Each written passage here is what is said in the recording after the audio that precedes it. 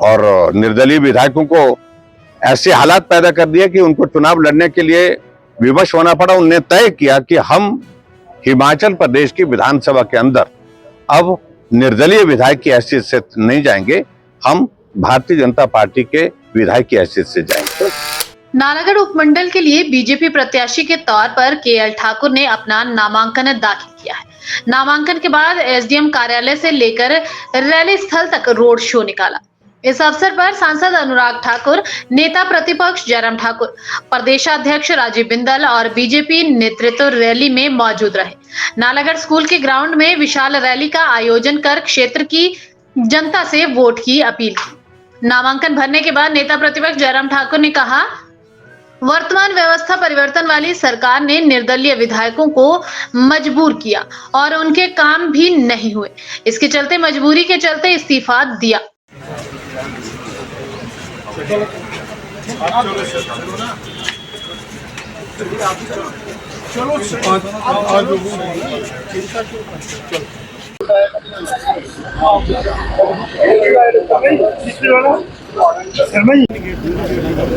नहीं गलती तो नहीं करेगी, क्या हो गया?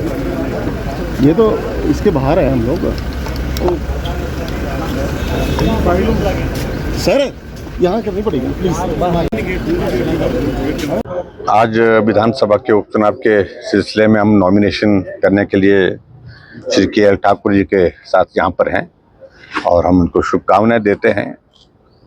पिछली बार स्वतंत्र होकर के चुनाव लड़े थे, जीते थे, बहुत अच्छे मार्जिन से जीते थे और अब की बार इस उपचुनाव की नौबत आई है, एक हालात बने, इस तरह की परिस्थिति बनी है और जिसके कारण ये चुनाव हो रहा है। और अभी हमारी पार्टी की ओर से, भारतीय जनता पार्टी की ओर से ये ऑफिशियल कैंडिडेट हैं और हम पूरी ताकत के साथ इनके साथ खड़े होकर के पूरे चुनाव में जो है वो इनकी जीत को सुनिश्चित करेंगे। सर 4 आप सीटें जीते, 4 आप हारे हिमाचल, सर क्या कहेंगे आप? देखिए, एक बात को हमको समझने की आवश्यकता है। हिमाचल प्रदेश में 68 में से 61 सीटों पर भारतीय जनता पार्टी जीती है लोकसभा के चुनाव में और 4 लोकसभा में से 1 छीनी हमने कांग्रेस पार्टी से। मंडी लोकसभा क्षेत्र जो कांग्रेस पार्टी की अध्यक्षा है वहां पर सांसद थी और उसके बाद ये 6 उपचुनाव जो हुए हैं, 6 उपचुनाव 6 के 6 कांग्रेस के वहां विधायक थे।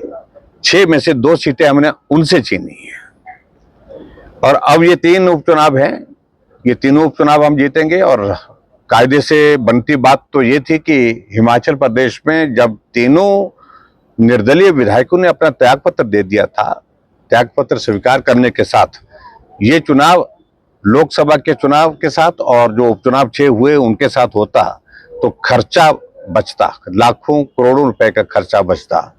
लेकिन कांग्रेस ने राजनीतिक अपने इसके हिसाब से ये चुनाव जो है बाद में करने के लिए इस तरह से किया है, लेकिन फिर भी उसके बावजूद हम जीतेंगे और तीनों सीटें जीतेंगे। सर कल सुखविंदर सिंह सुक्खू सीएम साहब भी यहीं से आए हुए हैं नॉमिनेशन फाइल के दौरान, तो उनका कहना है कि भी तीनों विधायक निर्दलीय थे, वो किसी को भी अपना समर्थन दे सकते थे, भी उन्होंने खर्चा बढ़ाया है। लेकिन आपने हालात ऐसे रखे हिमाचल प्रदेश में जो निर्दलीय विधायकों को चलना मुश्किल कर दिया, उनके परिवार के ऊपर मामले दर्ज कर दिए और ये हालात तो आज की तारीख में इस प्रकार से है कि कांग्रेस पार्टी में भी किस तरह का दहशत का माहौल है। और पिछले कल आपने देहरा में देखा होगा कि एक जो कांग्रेस पार्टी के जो ट्रेजरर है उनके हैं, शायद ट्रेजरर है, मुझे बताया गया इस तरह से, जिस तरह से उन्होंने अपनी कहानी बयान की है, अगर वो कहानी सच है तो आप अंदाजा लगा सकते हैं कि किस तरह से दहशतगर्दी, जिस तरह से एक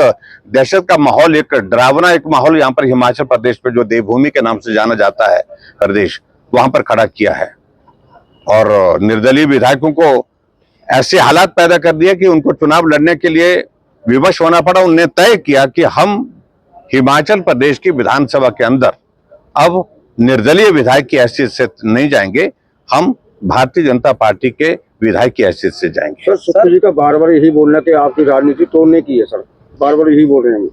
देखिए, मुझे उसमें कुछ नहीं कहना है कि उनके ही पार्टी के लोग क्या क्या कह रहे हैं उनके बारे में, यही मुझे लगता है पर्याप्त है। Thank you, Lakhwinder thank Singh you. Rana का तो समर्थन केएल साहब के साथ है, लेकिन हरप्रीत सिंह सैनी निर्दलीय चुनाव लड़ने का फैसला कर रहे हैं, कल नॉमिनेशन करेंगे उनका। देखते हैं सारी चीज को लेकर के। अभी तो आज हम केएल ठाकुर जी के नॉमिनेशन में यहाँ पर हैं, राणा जी साथ हैं, हमारे साथ सुबह हम साथ ही थे, और मुझे उम्मीद है कि सब चीजें ठीक होंगी। Thank you, thank you.